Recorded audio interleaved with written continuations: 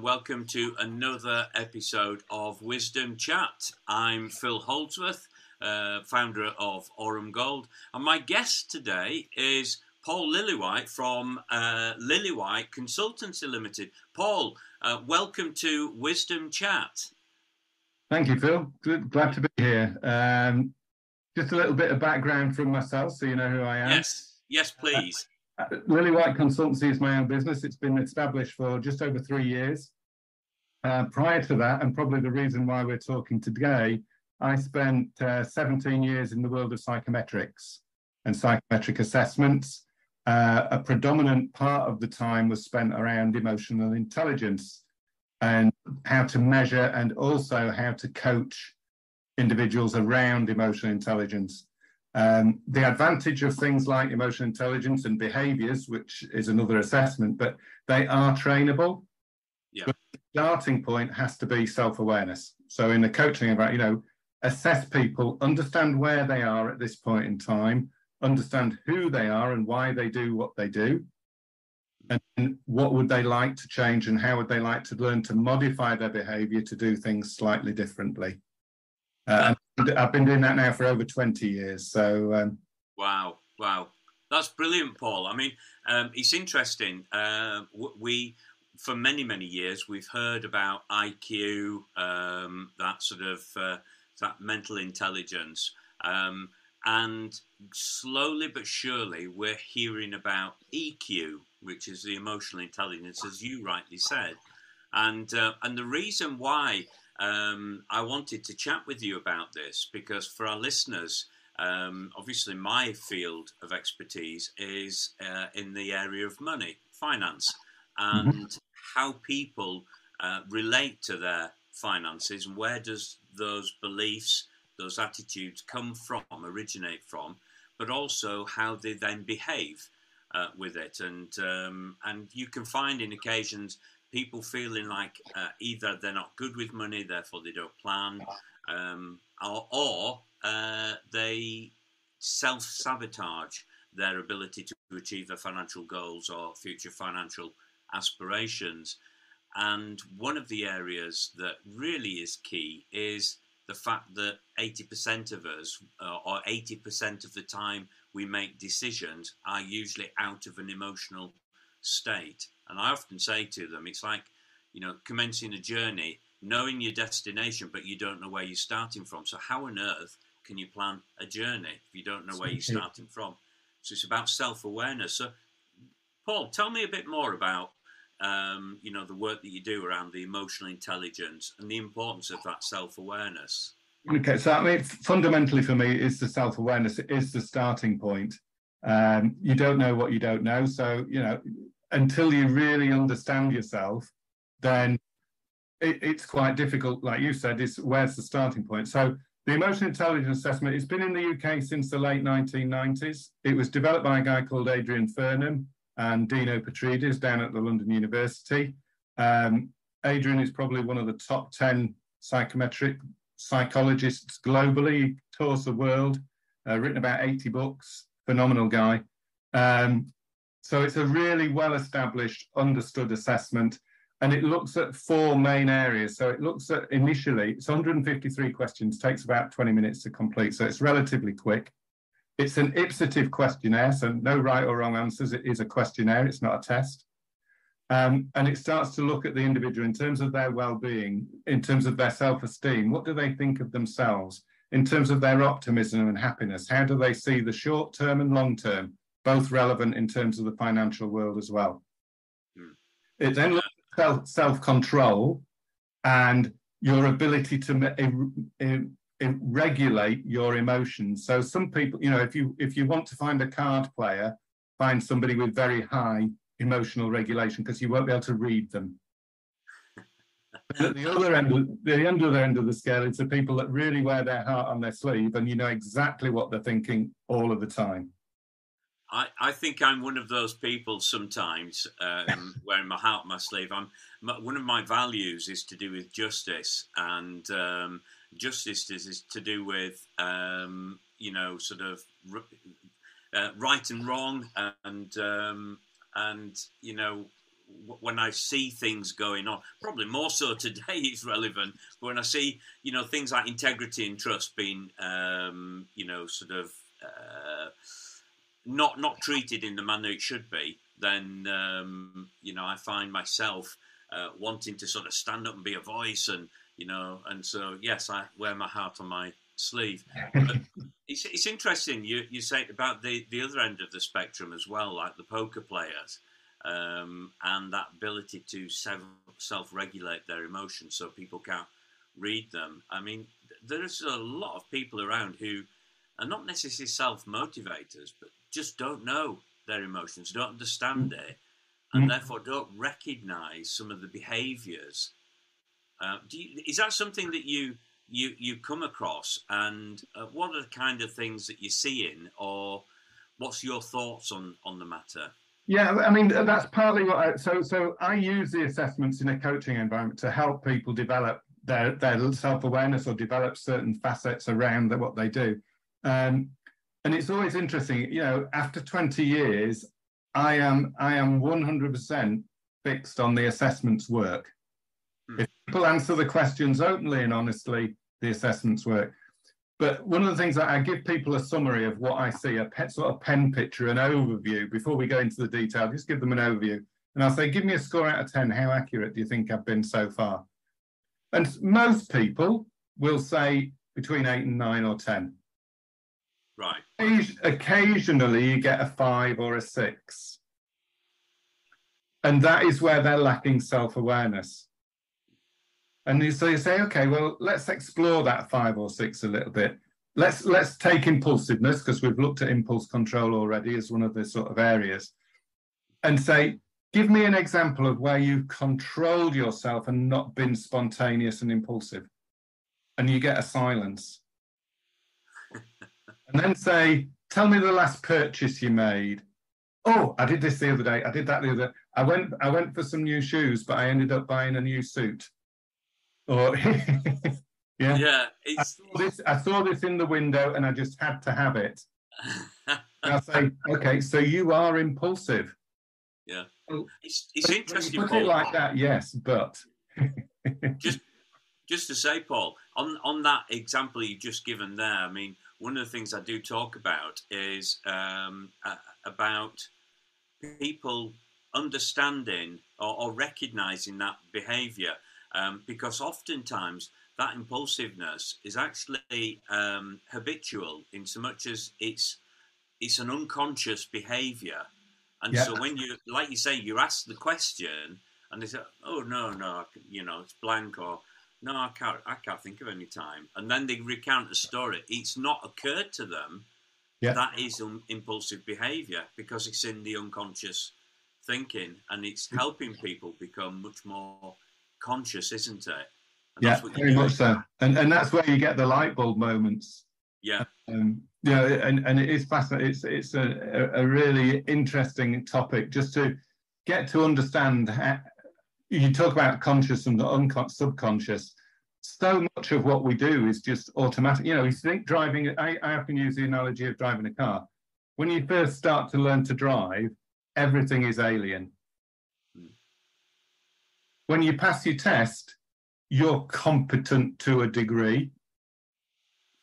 But then when you're left on your own and you've got no supervision, you start all over again. Yeah. Yeah. It's a case of you're actually starting to learn to actually drive. Yeah. And I think I've come to realise that over the years, when you've done things like using that analogy, you've passed your test. Well, all your training was to pass the test. Now you're starting to learn to drive. This is when you get the experiences. And talking about experiences, I'm sure, Paul, you've seen many things in that 20-some years of it being involved in this area.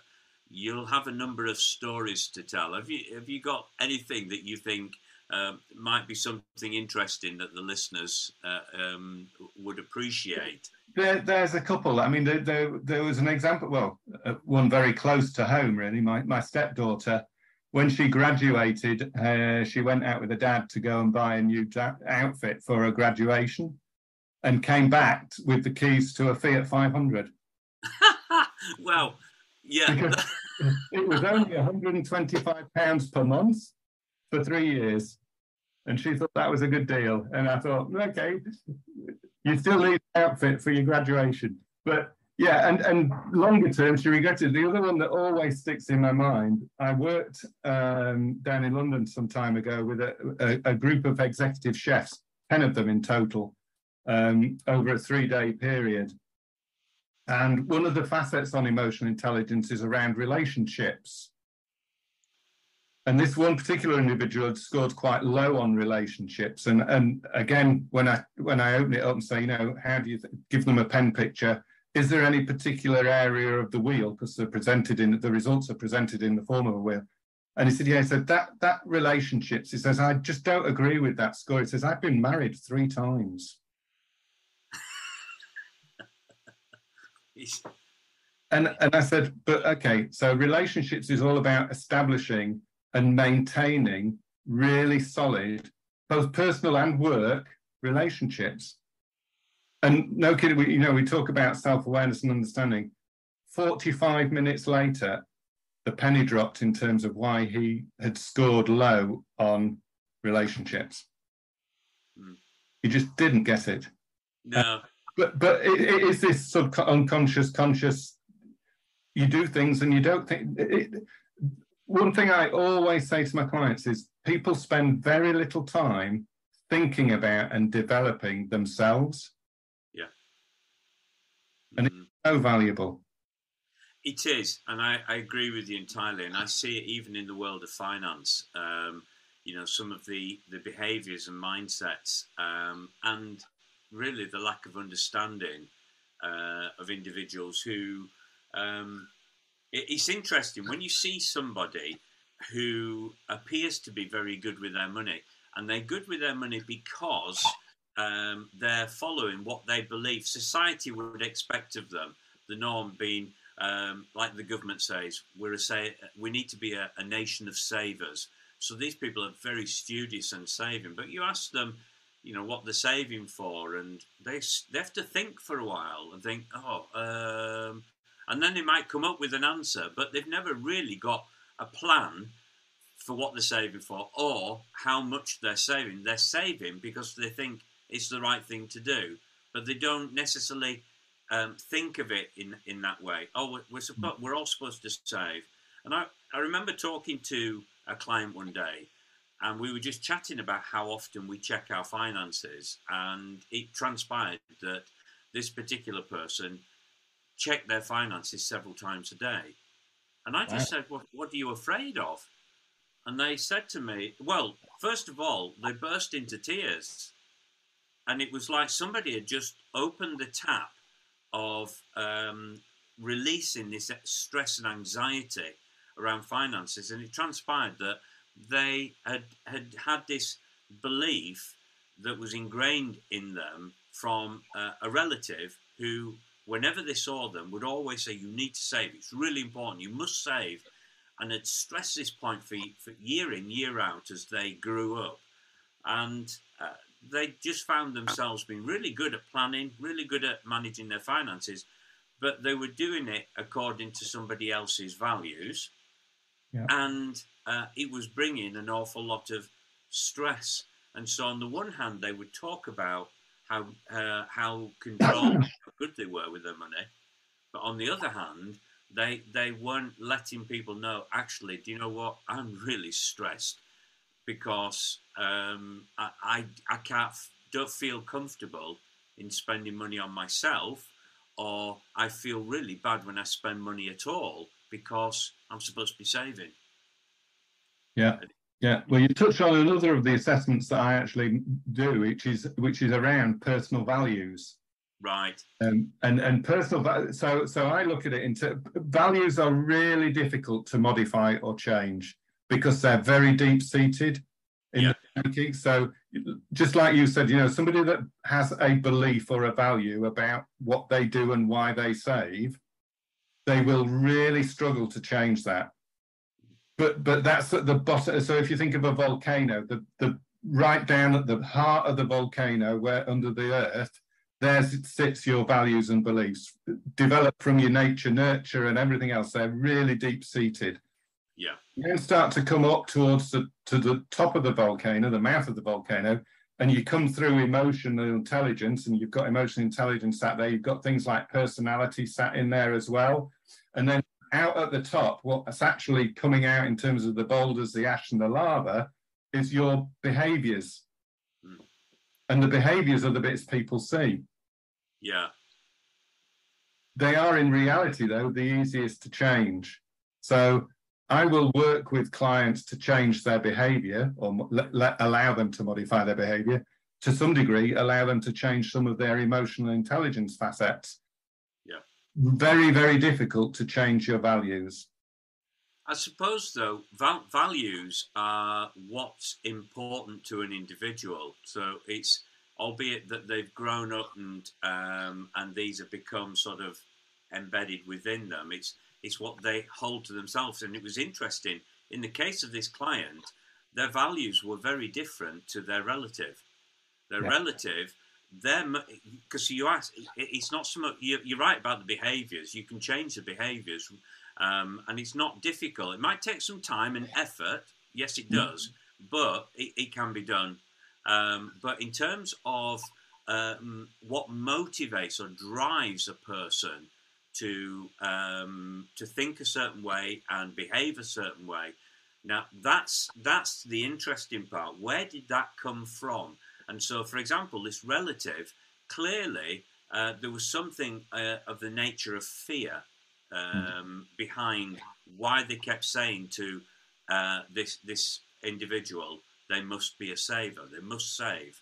And you can do that. You can sort of, if we're not aware of our own values and our own emotional intelligence, we can be very easily swayed by the values of others and feel anxious and not really know why I feel anxious until we stop and think about, well, actually, are these my values? It's like people planning. If they're planning, if it's not their plan and they're implementing those values and those beliefs within the plan, that they could be seen as, oh, well, they're really great with, in this case, with money. But in actual fact, there's anxiety and stress sat behind it because it's actually cutting across their own personal values. Yeah, they're doing it for the wrong reason. I mean, I use a good example when I'm doing it. I mean, my father grew up during the war where there was rationing and everything else. So I grew up in a household where whatever was put on your plate, you ate. And you did the plate. That was his belief, you know, and I can clearly, I mean, it's not with us anymore, but I can clearly remember saying, you know, you don't leave the table till you've eaten that. I was in the war and I'd be thankful for that if I was, yeah. Yeah. So I then passed that on to my kids when they were growing up, and you think, we're not in a war anymore. It doesn't really, you know, if they're full, they're full. Yeah, and also, you could argue my father never was full because he never had, you know, they were always scrimping and scraping and they never had enough food. So what they did have was very important. Yeah. My children growing up, there was plenty of food. So, but I, as my father's son, inherited his value and belief. Yeah, yeah. But the thing is, you came to recognise that and understand it. So therefore, you could then modify your behaviour accordingly. Correct. Yeah. Whereas if you don't recognise it and you don't understand it, then you probably think, well, there's nothing wrong. This is who I am. You know, just accept it. And it's interesting when I talk to some people who, you know, seemingly look at the subjects that we're talking about as being sort of airy-fairy, touchy-feely stuff.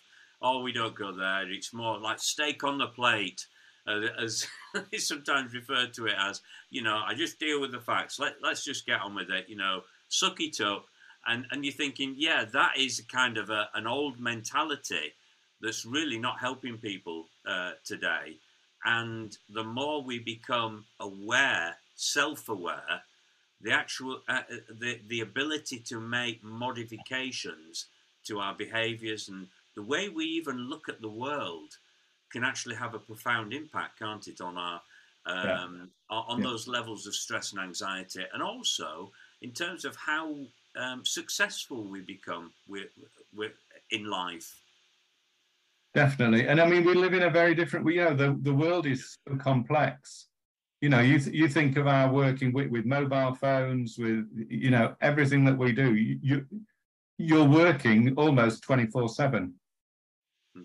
Yeah. And you just can't get the finance world is always running. There's something, I mean, the company where I get the assessments from is based in Australia. It's quite useful because if I get a client questioning something, I can write a message to my boss at 5:30 on an evening, switch off, and 8 o'clock in the morning, he's sorted it all out.